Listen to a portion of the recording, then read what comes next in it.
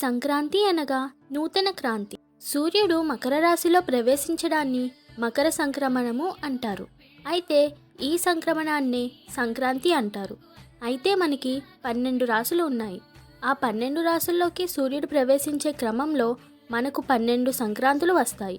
సూర్యుడు సంక్రమణం జరిగేటప్పుడు సూర్యుడు ఏ రాశిలో ఉంటే ఆ సంక్రాంతి అంటారు. ఇలా ప్రతి మాసం ఒక సంక్రాంతి ఉంటుంది. సౌరమాన క్యాలెండర్లో ప్రతి నెల ఒక సంక్రాంతితో ప్రారంభమవుతుంది. ఆంధ్రప్రదేశ్, తమిళనాడు రాష్ట్రాలలో సంక్రాంతిని ప్రముఖంగా జరుపుకుంటారు. ఈ పండుగను పెద్ద పండుగగా ఆంధ్రప్రదేశ్ ప్రజలు జరుపుకుంటారు. సంక్రాంతిని 3 రోజుల పాటు ఎంతో ఆనందంగా చేసుకుంటారు.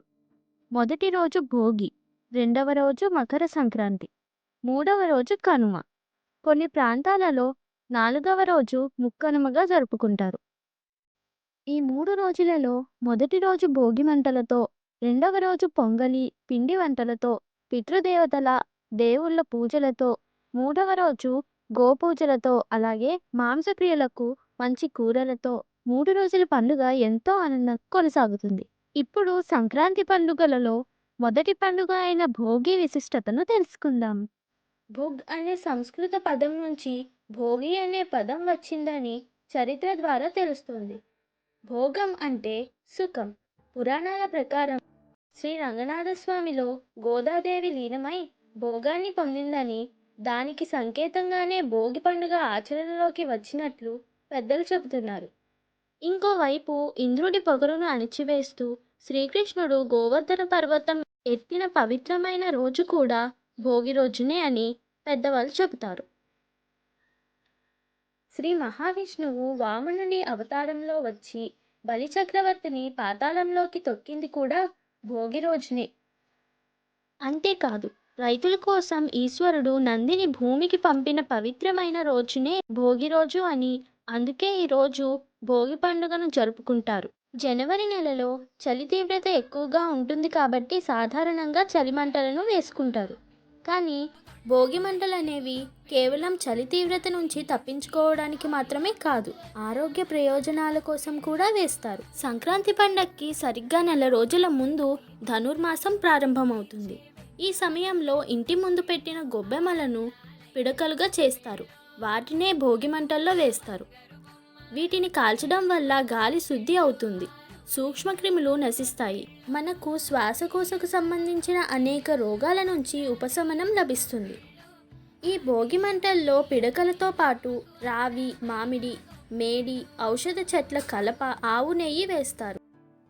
ఆవు నెయ్యి, ఆవు పిడకలను మంటల్లో వేయడం వల్ల శక్తివంతమైన గాలి విడుదలవుతుంది.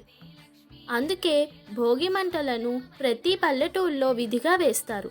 అంతేకాదు, ఊళ్ళో ఉండే వాళ్ళందరినీ కులాలకు అతీతంగా అందరినీ ఒకే చోట చేర్చి ఐకమత్యం పెంచడంలో కూడా భోగి ఎంతగానో ఉపయోగపడుతుంది. అంతేకాదు, అగ్నిదేవుడిని ఆరాధిస్తూ వాయుదేవుడికి గౌరవం ఇచ్చినట్లు భావిస్తారు. భోగి పండుగ రోజున సాయంత్రం వేళలో బొమ్మల కొలువు నిర్వహిస్తారు. ఇదే రోజున చిన్నారుల తలపై భోగి పళ్ళను పోస్తారు.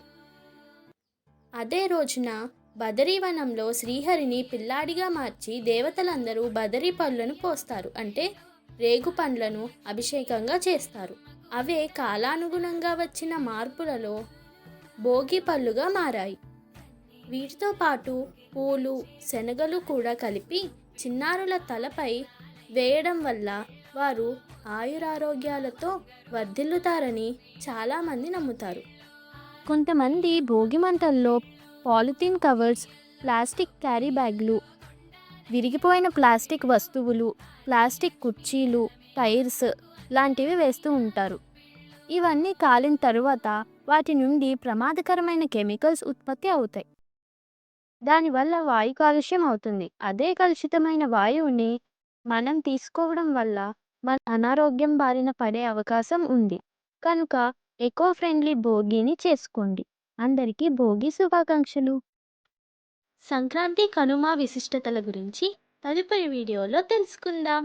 మరిన్ని ఆధ్యాత్మిక అంశాల కోసం మా సురభి డివోషనల్ ఛానల్ని సబ్స్క్రైబ్ చేసుకోండి.